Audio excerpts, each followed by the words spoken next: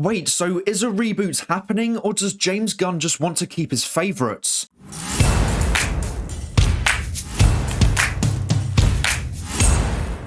Hey everyone, welcome back to our movie news. A new article has been released by Variety regarding the future of the DCU, and James Gunn has even added some more information for us DC fans. We start with Gal Gadot, where Variety reports that the DCU will not include Gal Gadot's Wonder Woman.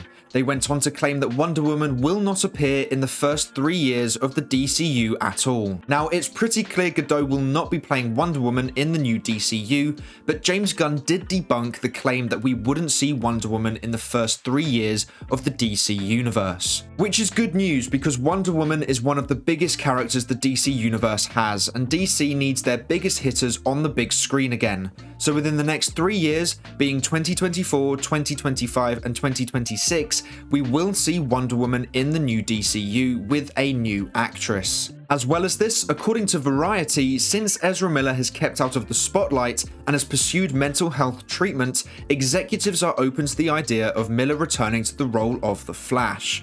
First of all, I want to say that it doesn't matter if some executives are open to the idea of Ezra staying as the Flash, because the executives also wanted Henry Cavill to stay as Superman. It's completely up to James Gunn and Peter Safran as to who stays and who goes. But this part of the report confuses me, because I thought they were fully rebooting the universe, but if that's the case, then why is Ezra Miller potentially staying? Now, Gunn did debunk the Wonder Woman section of this Variety article, meaning they aren't 100% reliable with the information they share, so this claim could be false too. Or maybe the executives do actually want Ezra to stay, but they don't know the full plan and don't realize it's a full reboot.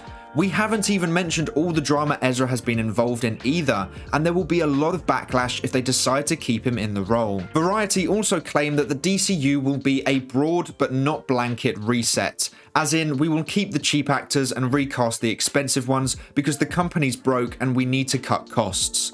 So going with younger, cheaper actors is the most cost-effective route, which I don't like at all. I think the top priority always should be quality. If you have quality actors in these roles, you make sure you keep them.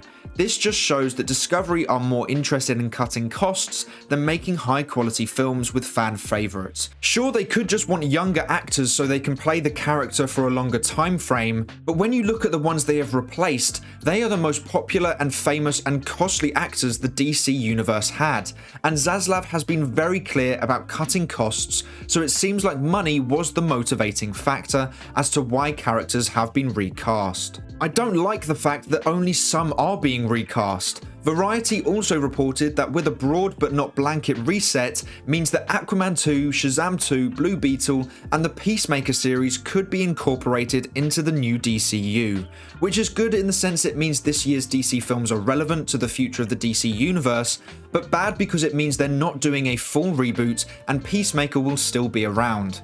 For me, it has to be either everyone goes or no one goes, because they just kicked out one of, if not the best Superman we've ever had after just bringing him back, and the best version of Wonder Woman we've ever had, just to cut costs. A full reboot is best at this point, not just keeping the cheapest actors or Gunn's and Safran's favourites. It has to be everyone or no one. So this is worrying, but Variety have been wrong a couple of times in this article, so hopefully they could be wrong about this too. One Twitter user asked, "Can you discuss at all the report from Variety in regards to Ezra Miller and the notion that your slate is only 3 years worth of projects?" And Gunn replied with, "I don't know what's out there about Ezra, but our slate is 8 to 10 years, but we will only be announcing some of it this month." So instead of the 3 years Variety reported, they have actually planned out 8 to 10 years of DC content, but will only announce some of it this month. Now, I wouldn't be surprised if the slate that is announced this month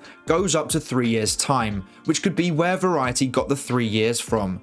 So the full slate isn't just a 3-year plan, but that's the time frame they will announce this month. So quite a lot of confusing and worrying stuff in that article that fortunately Gunn has debunked. So I think the best thing to do now is to read these articles, but not take them as fact until we hear something from the actual head of DC. But that is all for today's video. Thank you so much for watching. Please make sure to like and subscribe and turn on post notifications so you never miss a video.